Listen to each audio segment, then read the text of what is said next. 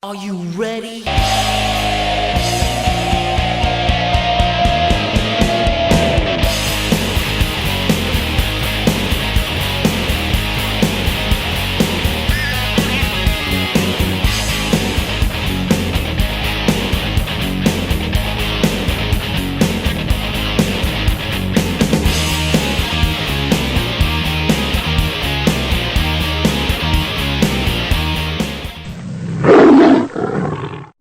Hey peeps, how's it going? And today we got something different for you. We are talking 5 players from the Detroit line that we should draft in fantasy.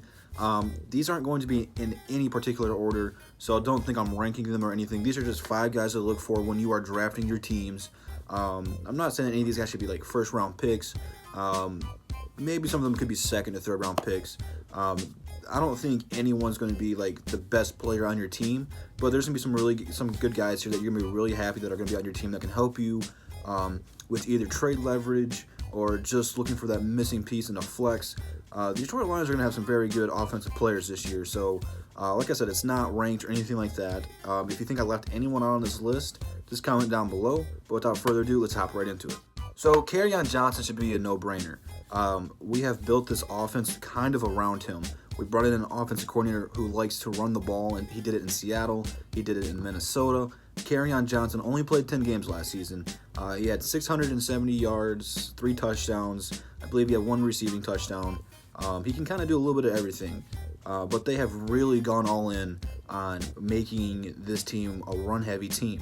This is going to be a completely different offense than what we have seen. New offensive coordinator, new offense, duh, right? But it's going to be different. You know, you kind of seen the blueprints for this offense against New England last year. They slowed the game down. They dominated time of possession. They're going to run the clock, you know, be a little bit more conservative. It's going to be a slower style offense, a lot of run-heavy, strong defensive kind of battles, and that's the winning football. Kerryon Johnson, we've seen what he could do with Jim Bob Cooter. This guy gets nothing but positive yards. I don't know if I've seen that dude go backwards. It seems like when there's absolutely nothing there, he makes something out of nothing. So anytime you have a good running back, you've gone all in on the run game. It's going to be very fun to watch Kerryon play this year. I think he is probably going to be the best player for fantasy purposes because not only can he run the ball, but he is surprisingly good at being a receiving running back. And I think that's part of the reason the Lions moved on from Theo Riddick. Kerryon is very explosive, has a lot of big play capability. I think that this should be the guy you should be looking for. If you're drafting any Lions players at all, Kerryon should probably be number 1 on your list. TJ Hawkinson. I kind of stay away from drafting rookies because we don't know how they're going to translate. But everything that I have seen from training camp, that Matthew Stafford and this kid are on the exact same page. I'm not sure what he's going to do in open space, but goal line is where I'm looking to see where this guy's going to produce because this guy has solid hands. He's a great run blocker. Which that's not going to help you for fantasy purposes, but like I said, red zone, this team's going to be really efficient in the red zone. And I think that he is one of those guys you have to look for. He might not be your starting tight end. He could be a flex, someone you bring in off the bench. But this guy's got some game to him, okay? Him and Stafford are already clicking. Stafford likes throwing him the ball already. Anytime your quarterback, a receiver, tight end, running back are on the same page, they're going to put up some big numbers. So this guy's probably going to score a few touchdowns this season. I'm not saying he's going to put up any big numbers, but the potential for this guy is there. I'd probably wait until later rounds to draft him because I just don't know how good he's going to be, but he's going to be very, very utilized in this red zone offense. Kenny Golladay is one of those guys that also has big play potential. This guy is a freak of nature. He could be a great option for your second or third receiver, possibly even flex, depending on how many of those spots you have in your leagues. He'd be a good guy for points per reception league, although he's not, going to blow away with. He's not going to get like 10 receptions a game or anything like that. But Stafford likes targeting this guy. Big play capability from him. And the thing that I'm looking for is that big play. This team is going to do a lot of play-action passes and throwing the ball deep down the field and really making Stafford that gunslinger that we used to see. So I think Kenny Golladay is going to get a lot of those targets. He makes a lot of spectacular catches. Probably the best vertical receiver that we have had since Calvin Johnson. He is going to be our number 1 option. He has surpassed Marvin Jones. So look forward in that. Him and Stafford had this connection the last few years. We've seen it as a rookie. He got better last season. I'm looking for him to improve even more this season. and really get those touchdowns up. And just because Kenny Golladay has surpassed Marvin Jones doesn't mean Marvin Jones is useless. He's got some steady hands, great catching ability. This guy is probably going to be very utilized in the red zone as well. Like I said, the Lions are going to have a good red zone offense. There's going to be a lot of runs, a lot of play-action passes in the red zone. Marvin Jones also had over 1,000 yards receiving last year. So both those guys had 1,000 yards. So that's pretty impressive. There really wasn't a whole lot of other options after we traded Golden Tate away. So the ball is going to be a little bit more spread out this season now that you brought in tight ends like Jesse James, TJ Hawkinson. So Stafford has some legit targets. Plus Danny Amendola is there as a slot receiver. Curse was there, but fortunately he broke his leg, and he's going to miss the entire season more than likely. So the ball's going to get spread out a little bit more.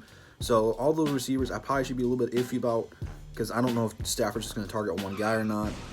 But Marvin Jones, solid guy. He should be good for you.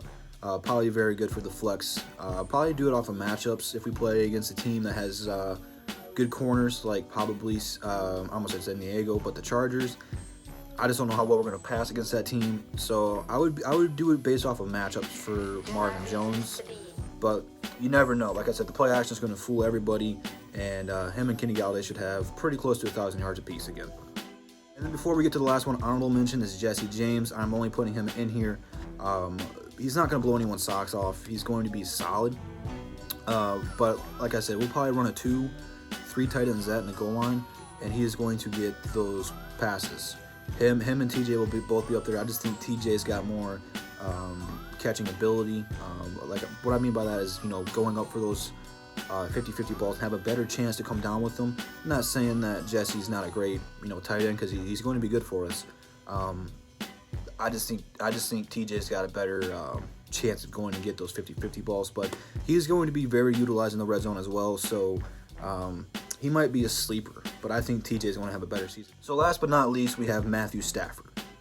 Now, I am not going to reach for him, but if you miss a quarterback, once the quarterbacks start going off the board, I think he's going to be a very solid option because he's not going to turn the ball over as much as he has throughout his career. He looks healthy, and like I said in the beginning of the video, we're looking to dominate time of possession. So I don't know if Stafford's going to have a 400-yard passing game this season.